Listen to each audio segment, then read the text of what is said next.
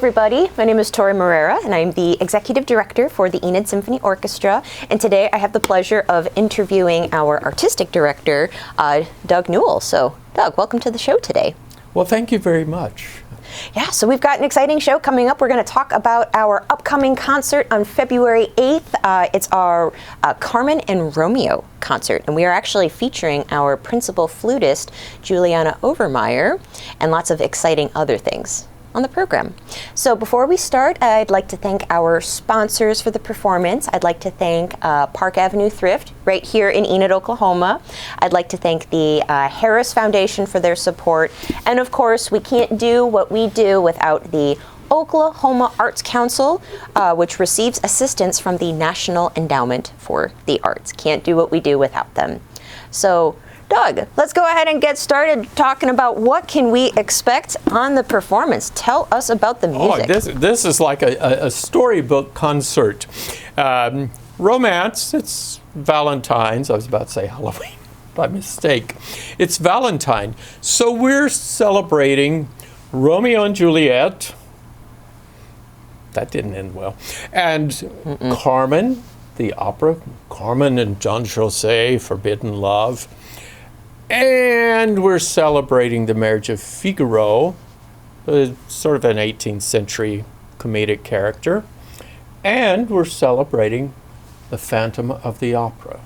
So, if you like music from the Phantom of the Opera, Symphony Hall's place to be on Saturday, February the 8th at 7:30 p.m. because we're going to play a medley of tunes from the Phantom of the Opera, Andrew Lloyd Webber's great musical. And we're also going to play, we're going to open the program with some Day of the Wedding music, we'll call it, the Marriage of Figaro Overture. And this is music based upon a play that Mozart wrote the music for the play, which, or the opera, rather, he turned the Beaumarchais play into an opera. And it tells a really comedic story of two servants in the household of a count getting married. And there are all sorts of intrigues that happen in the castle during this 3.5 hours of the opera, and which do get to intermissions. But anyhow, not here. We're only playing the 4-minute overture. You'll love it. Very nervous energy to set the stage for what's to come. Then we play the medley from Phantom of the Opera, which has all the great tunes, East Side, West Side, All I Ask of You, all these wonderful pieces. You look so serious. Is East Side, West Side, is that from Phantom of the Opera? Yes. Ya da dee da da da da da da. That's East Side, West Side. Anyhow, we learned it in the 3rd grade. But anyhow, we're also playing a piece that is taken from another opera, the opera Carmen, which is a story of a gypsy worker who, well, she gets into a lot of legal trouble, but nonetheless, this officer is escorting her to prison, and they fall in love. And it's just not, it's beautiful music. But in this case, the themes from the opera, the great Song of the Toreador, the Habanera, the beautiful prelude, and the Mountain Passage music is all turned into, instead of for singers, it's turned into a fantasy for a flute player. And our principal flutist in the Enid Symphony Orchestra, Juliana Overmeyer, is our soloist. Juliana is a student at UCLA Paris Conservatory. She's a marvelous player, one of the most gifted musicians in Oklahoma. And she's playing this virtuoso piece. It's not just playing the melodies, but it's everything a flute can do that a singer can't. So, opera enhanced. In one sense. No words, just the flute and the orchestra. And then we're closing the program with probably the most, I would say, one of the most famous pieces of classical music, and that is Tchaikovsky, Fantasy Overture, Romeo and Juliet. And it's not a scene-by-scene depiction of the play Romeo and Juliet, of Shakespeare's play. It instead highlights a few of the main actions and characters.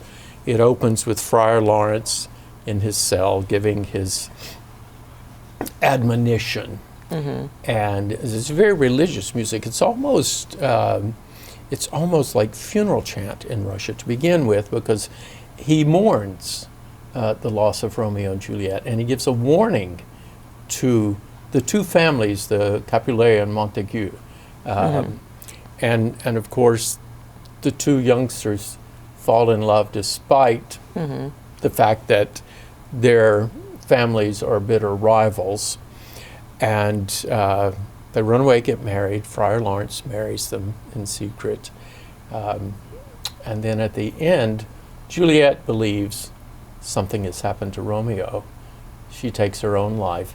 He comes, sees her, and takes his life. And probably one of the most famous themes in music, which has been turned into pop songs at different times, used in commercials for yogurt, and it's called Our Love. But anyway. For yogurt?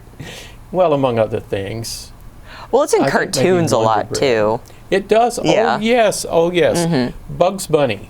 I'm sure you grew up watching Bugs Bunny, and Elmer Fudd, and Daffy Duck. Touch before my time. Watched Tom and Jerry growing up. That's it's along those lines. Well, there's no classical music written about Tom and Jerry, but there is about Romeo and Juliet, and the Phantom and Christine, and Carmen and Don José, and Figaro and Susanna. So we're going to celebrate 4 phenomenal love stories in one concert. So is Marriage of Figaro the only one that ends on a positive note? Yes. It's so interesting I how knew you would do this to me. How these major pieces about romance in music, they all end tragically. But love, but love is the ultimate vulnerability when you give yourself over to somebody to love. You know, you open yourself, and it's like, you know, what happens to life? It is lived out. It blossoms. It fades, but love is eternal. It goes beyond. Yeah. And so that's the lesson we learn from this. You know, it's interesting. Obviously saw the movie Phantom of the Opera. It was my, well, probably still is my grandma's favorite film. Watched it every day for 3 years. And when I was young, I saw the film, and I was, you know, the Phantom and Christine don't end up together. And I was always sad. I was Team Phantom.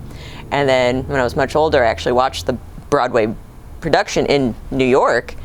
And now that I'm older, realized Phantom was a little bit of a creeper. So, you know, it's very interesting. It either ends on a positive note or it doesn't end on a positive note, depending on who you're rooting for. The Phantom. He was kind of sketch, wasn't he? He was pretty sketch. He was very, very sketch.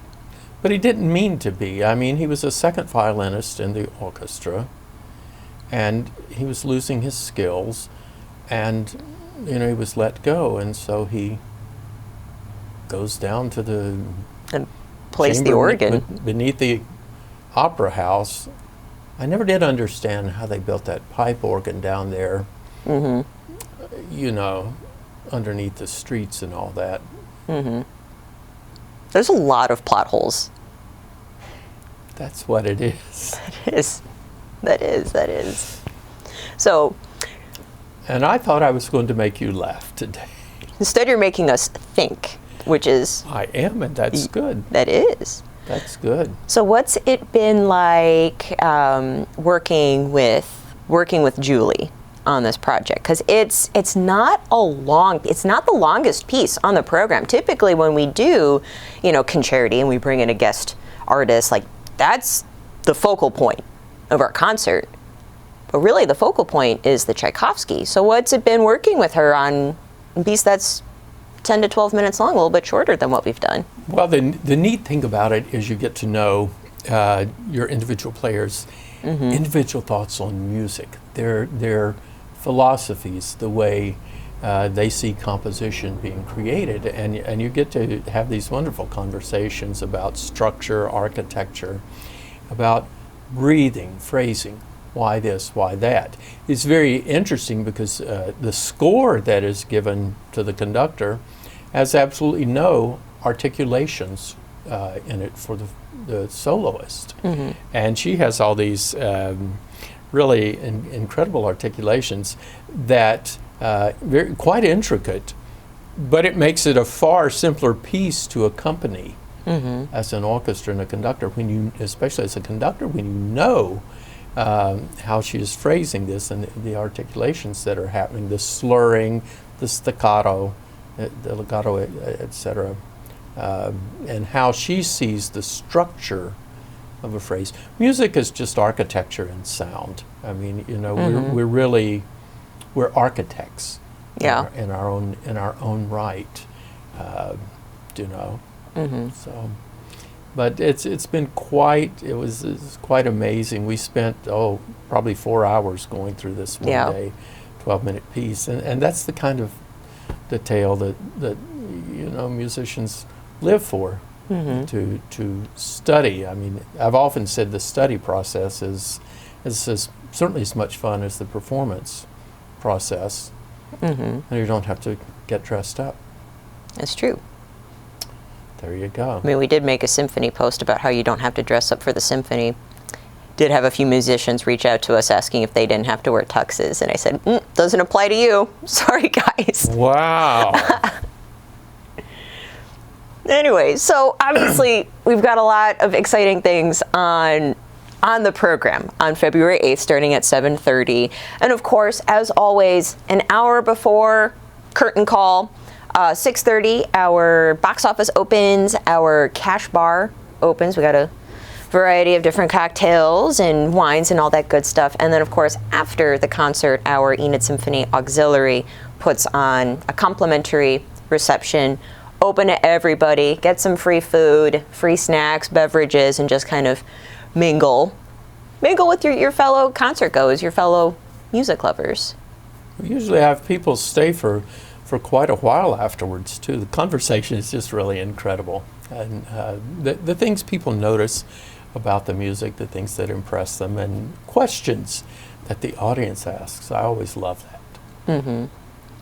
Exactly. It's wonderful when our patrons get to interact also with the musicians. A lot of orchestras, musicians just pack up and they go home. And this really gives them a chance to, hey, these are the people that you're paying to see. This is the product that our community is paying to have.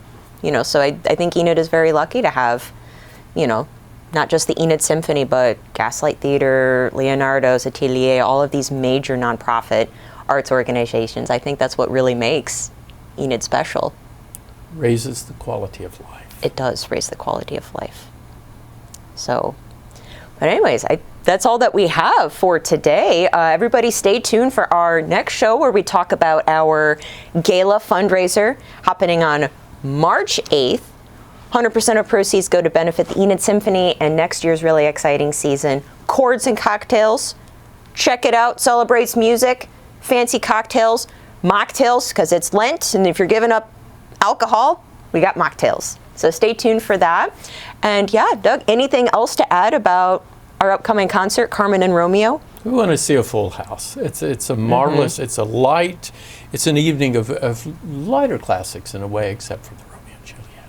But and Carmen. Very familiar music, familiar music. I think a most enjoyable evening. And I guarantee, even if you think you've never heard the Romeo and Juliet by Tchaikovsky, there is a theme that I guarantee 100% of the people in that room will recognize.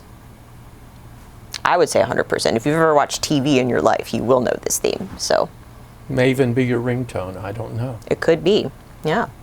Well, thank you guys. Thank you everybody for joining us today. If you're interested in learning more about what we do or getting tickets, visit our website, enidsymphony.org. Check us out on Facebook at Enid Symphony Orchestra. We've got a lot of posts and updates going on there. Give us a call at 580-237-9646. And of course, you can always stop by our office. Come to the hall. We're on the 5th floor of the Knox building, located at 301 West Broadway here in Enid, Oklahoma. So thank you so much for joining us today, Doug. Thank you. We're looking forward to seeing everybody February 8th at 7:30 p.m., Carmen and Romeo. Thanks for joining us, and thank you for supporting the arts in our community.